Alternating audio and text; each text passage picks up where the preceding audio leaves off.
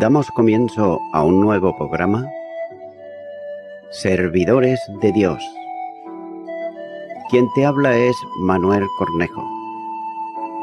Estaré compartiendo la palabra de Dios y lo haré de una manera expositiva, versículo a versículo. Y en esta ocasión será en la primera carta a los Corintios, capítulo 10 y versículo 17, donde dice: siendo un solo el pan, nosotros con ser muchos somos un cuerpo, pues todos participamos de aquel mismo pan. Comienza diciendo este versículo: siendo uno solo el pan, nosotros con ser muchos.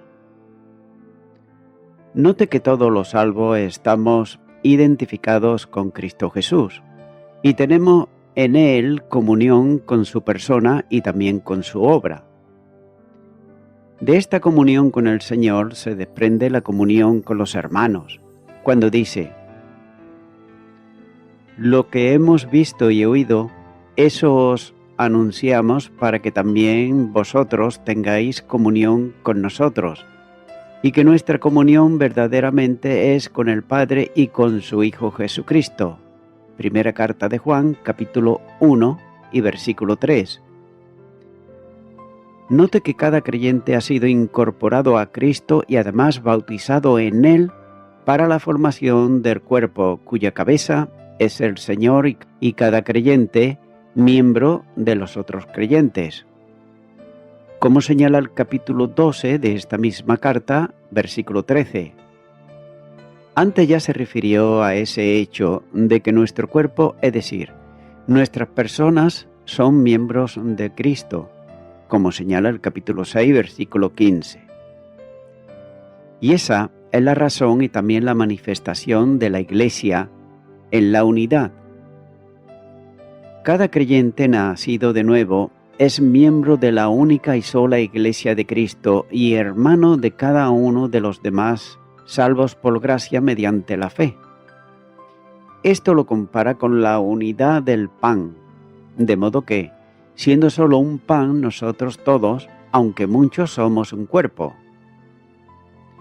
Note que quien se identifica en comunión con Cristo viene a formar parte del cuerpo de Cristo, que es la Iglesia, como así dice Efesios capítulo 1 y los versículos 22 y 23.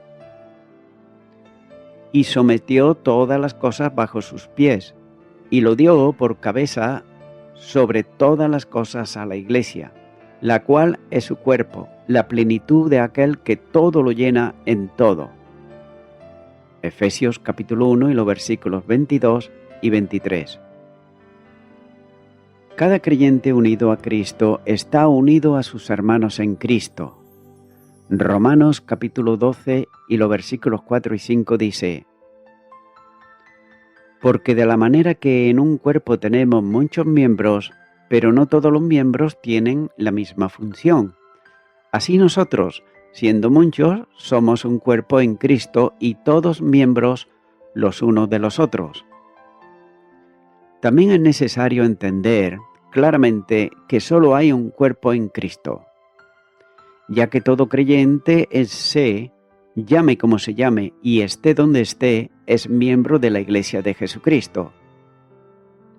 Continúa diciendo este versículo: somos un cuerpo, pues todos participamos de aquel mismo pan.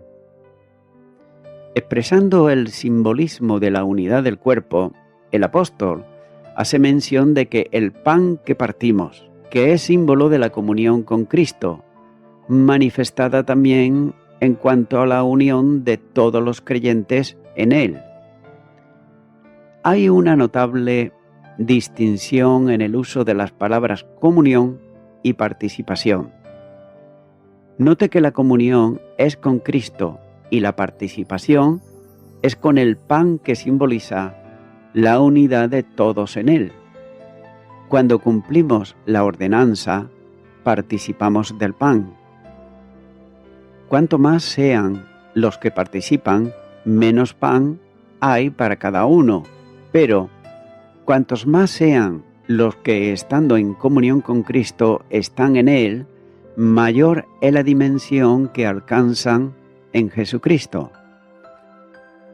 El que participa del pan manifiesta que antes ha venido a tener comunión con el pan de vida, que descendió del cielo y da vida al mundo. Juan capítulo 6, los versículos 51 y el versículo 56 dice: Yo soy el pan vivo que descendió del cielo. Si alguno comiere de este pan, vivirá para siempre, y el pan que yo daré es mi carne, la cual yo daré por la vida del mundo. El que come mi carne y bebe mi sangre, en mí permanece, y yo en él. Así pues, todos los creyentes estamos unidos a Cristo por el Espíritu, como señala el capítulo 12 de esta misma epístola y versículo 13. Por tanto, la unidad de todos los cristianos no es asunto de hombres, sino operación divina. Juan capítulo 17, los versículos 21 al 23 dice: Para que todos sean uno, como tú, oh Padre, en mí y yo en ti. Que también ellos sean uno en nosotros, para que el mundo crea que tú me enviates. La gloria que me dites, yo les he dado, para que sean uno así como nosotros somos uno. Yo en ellos y tú en mí, para que sean perfectos en unidad, para que el mundo conozca que tú me enviates y que lo has amado a ellos como también a mí me has amado. Por esa causa los creyentes tenemos comunión los unos con los otros porque estamos unidos a Cristo. La primera carta de Juan, capítulo 6, versículo 7 dice: Si decimos que tenemos comunión con Él y andamos en tinieblas, mentimos y no practicamos la verdad. Pero si andamos en luz como Él está en luz, tenemos comunión los unos con los otros, y la sangre de Jesucristo, su Hijo, nos limpia de todo pecado. Note que la unión no es asunto ecuménico, sino obra del Espíritu, resultado, por otro lado, de la participación de una vida común en Cristo. Continúo ahora con el versículo 18, donde dice: Mirad a Israel, según la carne, los que comen de los sacrificios, ¿no son partícipes del altar? Comienza diciendo este versículo: Mirad a Israel según la carne. Retornando el tema sobre la participación en comidas motivadas por festividades paganas, el apóstol advirtió primero de las consecuencias que el pueblo de Dios acarrea sobre sí mismo cuando se aparta de la voluntad divina, recorriendo los ejemplos considerados anteriormente. Y aquí va a entrar ya en las conclusiones sobre la enseñanza y está presentando la vinculación del creyente con el Señor en el cumplimiento de la ordenanza establecida por Él. Y lo hace para dar una mayor consistencia. Vuelve a referirse naturalmente aquí ahora a Israel en el campo de los sacrificios. También es de notar que la frase dirigida en cuanto a la atención a Israel según la carne, esto es, los israelitas como nación o como pueblo. Por tanto, establece el contraste con el Israel de Dios, en el sentido de espiritualidad, esto es, de los que creen. Sigue diciendo este versículo: los que comen de los sacrificios no son partícipes del altar. Tomando como ilustración el cuerpo sacerdotal, hace notar a los lectores que aquellos comían de los sacrificios. Una porción de los sacrificios, salvo el del holocausto, se daba al sacerdote que presentaba el sacrificio y comía de la carne que le era asignada legalmente. Levíticos capítulo 7, versículo 15 dice: Y la carne del sacrificio de paz en acción de gracias se comerá en el día que fuere ofrecida. No dejarán de ella nada para otro día. Ahora bien, comer del sacrificio era estar en comunión con todo el culto sacrificial, con la razón del sacrificio y con el destino del mismo. Y es que por esa razón el apóstol habla de tener comunión del altar, que se traduce como son partícipes del altar, ya que otra palabra como comunicantes resulta difícil por otro lado de entender. En este caso, la participación era de la carne sacrificada para la comunión, era con el altar, que simbólicamente expresaba toda la dimensión del sacrificio del que procedía la carne. De otro modo, al participar de la carne, el sacerdote estaba en comunión con el sacrificio. El altar de Israel, situado en el santuario, era dedicado al Señor. El que participaba del sacrificio estaba en comunión también con él. Por consiguiente, note que esa persona se convertía en adorador de Jehová, a quien estaba consagrado el altar. Continúa ahora con el versículo 19, donde dice: ¿qué digo pues? ¿Que el ídolo es algo, o que sea algo, lo que se sacrifica a los ídolos? Antes de precisar más, quiere aquí evitar un error sobre los ídolos, y de ahí la nueva pregunta retórica cuando dice: ¿qué pues digo? Pablo quiere que los corintios no infieran nada incorrecto sobre lo que son los ídolos en sí mismos. Los dos ejemplos anteriores suponen una realidad espiritual tras los símbolos de la ordenanza del partimiento del pan y de los sacrificios en el antiguo orden legal de Israel. Y es que por esa causa quiere que no se confunda la comunión con el ídolo en sí mismo, como si la escultura tuviese valor, pero orientara esto a los que se ocultan tras ellos. El ejemplo a Israel, donde están presentes los sacrificios ofrecidos en el altar, no supone que el apóstol considerase los ídolos como algo real. Anteriormente, el apóstol llegó a una definición sobre esto cuando dice: acerca pues de las viandas que se sacrifican a los ídolos, sabemos que un ídolo no es nada en el mundo y que no hay más que un Dios. Primera de Corintios, capítulo 8 y versículo 4. De manera que lo que se ofrece en sacrificio a un ídolo no tiene por tanto ningún valor en sí mismo. Los seres que los paganos adoraban como dioses, note que no existían, era pura ilusión de ellos. La cuestión estaba en pos de qué entonces tenían que tratarse con estos sacrificios y sus fiestas de un modo especial y con suma cautela. Continúo ahora con el versículo 20, donde dice: antes digo que lo que los gentiles sacrifican a los demonios, lo sacrifican y no a Dios, y no quiero que vosotros os hagáis partícipes con los demonios. Comienza diciendo este versículo: antes digo que lo que los gentiles sacrifican a los demonios, lo sacrifican y no a Dios.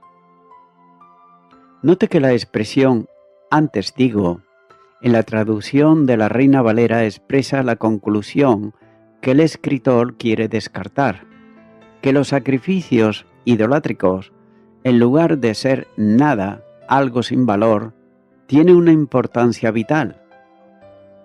La realidad es que tras los ídolos se esconden los demonios. Es una referencia a las huestes de maldad que se oponen a Dios y su voluntad, y además actúan impiamente con los hombres desviándolos de la verdad. Note que estos ángeles caídos usaban los ídolos para recibir ellos mismos la adoración que solamente le corresponde a Dios. En la traducción de los 70, en un texto de los Salmos, dice: porque todos los dioses de los pueblos son ídolos, pero el Señor hizo los cielos. Salmo 96, versículo 5.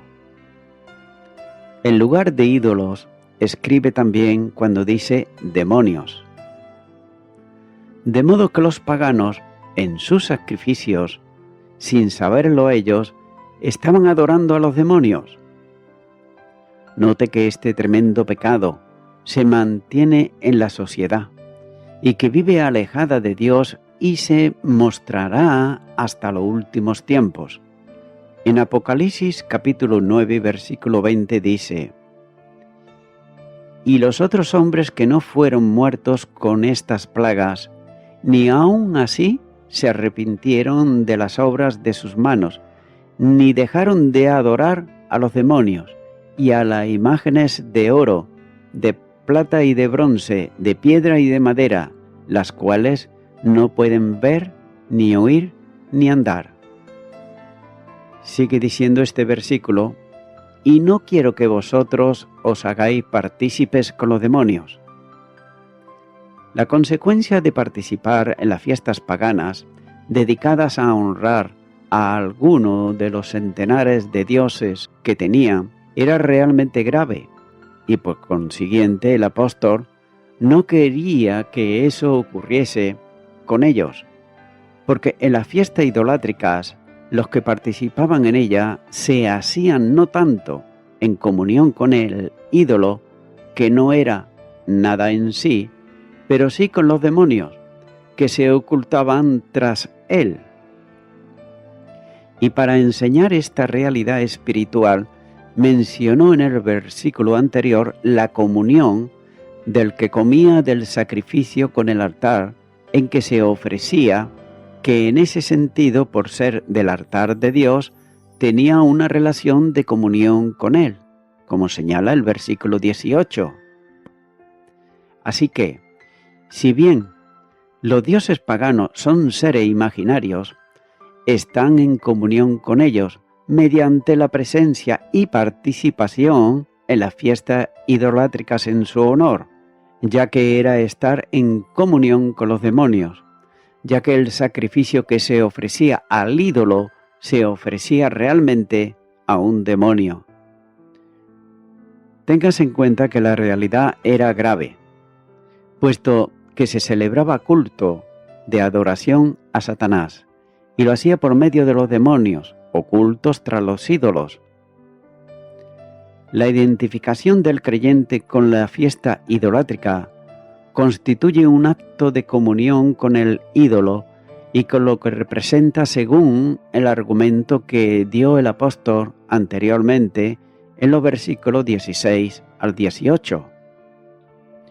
Y esto equivaldría a estar en comunión con los demonios. Estar en relación con las fiestas paganas era manifestar una relación de comunidad, de intereses o de amistad e identificación con el propósito del acto. Es por eso que los corintios debían de saber que estar en comunión con los demonios no dependía de la intención con que participaban en la fiesta. Los paganos, ellos no tenían intención de adorar a los demonios, sino a lo que ellos creían que eran sus dioses, pero en realidad lo hacían. También hemos de entender que no se trata de lo que el creyente se ponga a hacer, sino lo que realmente hace, ya que no se trata de cuál es la intención, sino del efecto que alcanza esa conducta, ya que cuando se asiste a un acto de idolatría, se forma una unidad con los que participan y se cae en el mismo pecado de ellos. Continúa ahora en el versículo 21, donde dice: No podéis beber la copa del Señor y la copa de los demonios. No podéis participar de la mesa del Señor y de la mesa de los demonios. Comienza diciendo este versículo: no podéis beber la copa del Señor y la copa de los demonios. Aquí Pablo contrasta dos copas y dos mesas. Note que una es del Señor y otra de los demonios. Esto genera una situación de imposibilidad debido al impedimento de relación y comunión entre los dos, Cristo y los demonios, ya que la copa del Señor es símbolo de comunión con Él, y la copa de los demonios lo es con ellos. Es por eso que Pablo hace una clara referencia a las fiestas paganas. Tanto el vino como la carne eran bendecidos en el nombre del ídolo. Por tanto, alude a la imposibilidad moral de tal acción, participando al mismo tiempo de dos cultos opuestos o mejor, antagónicos. Sigue diciendo este versículo: no podéis participar de la mesa del Señor y de la mesa de los demonios. La referencia siguiente es a la mesa. La misma situación de imposibilidad porque son mesas completamente opuestas. Por un lado, la mesa del Señor es la que Él preside.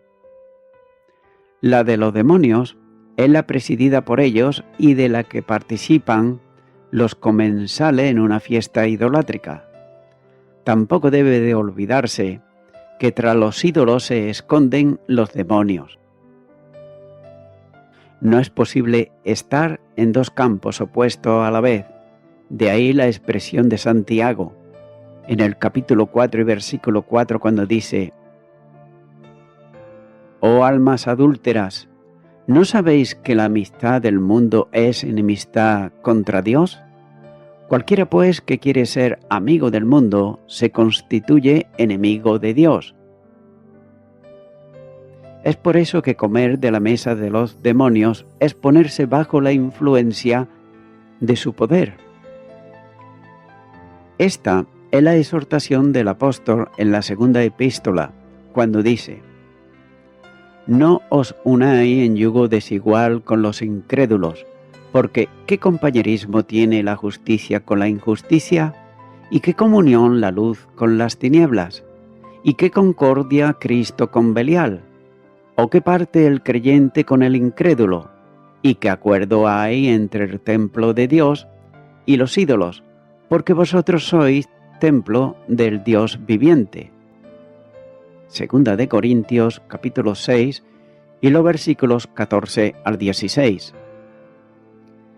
La carne y el vino en sí mismo no tienen razón para no ser consumidos por el creyente, pero la comunión en la comida y en la bebida sí lo tiene, de modo que el cristiano debe apartarse de la participación en festividades paganas, por la relación que éstas tienen con los dioses falsos, tras los que se ocultan los demonios.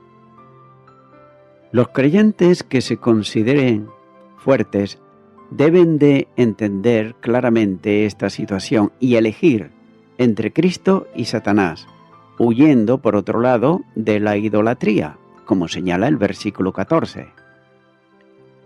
Y voy concluyendo con esto. Los ídolos y las cosas sacrificadas a ellos no tienen naturaleza o poder espiritual en sí mismo, como así dice el capítulo 8 y los versículos 4 al 8, pero sí representan a demonios. Si adoradores paganos creen que un ídolo es un dios, los demonios actúan como el dios imaginario. La segunda carta a los tesalonicenses, capítulo 2, y los versículos 9 y 10 dice: inicuo cuyo avenimiento es por obra de Satanás, con gran poder y señales y prodigios mentirosos, y con todo engaño de iniquidad, para los que se pierden, por cuanto no recibieron el amor de la verdad, para ser salvos. En el ídolo no hay un Dios de verdad, pero sí una fuerza satánica espiritual activada por su culto. Deuteronomios capítulo 32 versículo 17 dice: sacrificaron a los demonios y no a dioses que no habían conocido, a nuevos dioses venidos de cerca, que no habían temido vuestros padres. Y el Salmo 106 versículo 37 dice: sacrificaron sus hijos y sus hijas a los demonios. Amigo y amiga oyente, hay un diablo y este es real, y su nombre es Satanás.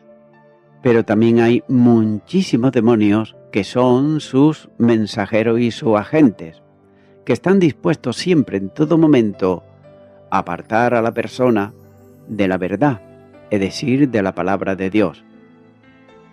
Pablo añade cuando dice: y no quiero que vosotros tengáis comunión con los demonios.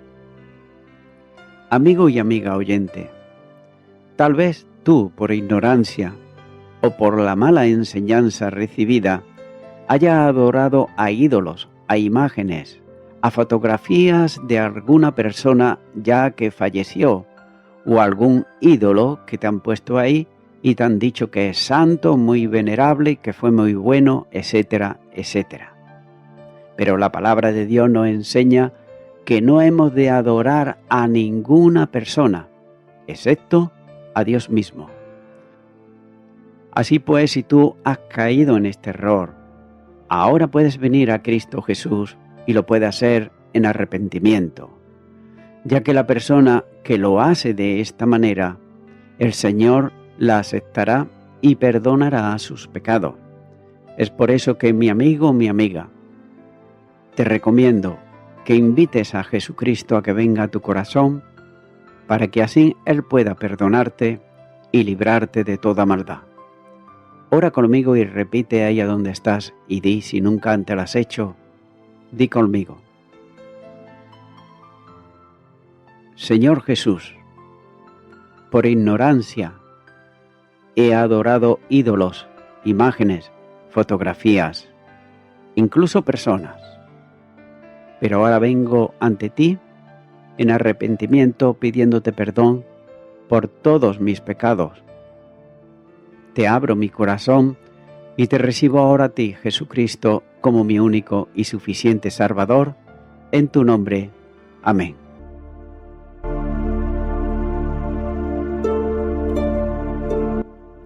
Amigo y amiga oyente, si tú has hecho esta oración de corazón, te recomiendo que comiences a orar a Dios, en primer lugar, en el nombre del Señor Jesucristo. Orar a Dios no es rezar, sino que es hablar con una persona. También te recomiendo que leas la palabra de Dios y lo hagas a diario. Comienza, por ejemplo, con el Nuevo Testamento. Y también, por último, te recomiendo que para que puedas crecer espiritualmente, te congregues en una iglesia cristiano-evangélica, donde se predique, se enseñe y se practique la sana doctrina y la palabra de Dios. Congrégate ahí y con el tiempo podrás crecer espiritualmente y también servir al Señor Jesucristo. Que Dios te bendiga. Y a toda la audiencia, nuevamente ya me estoy despidiendo de todos ustedes y será hasta el próximo programa. Que Dios os bendiga a todos.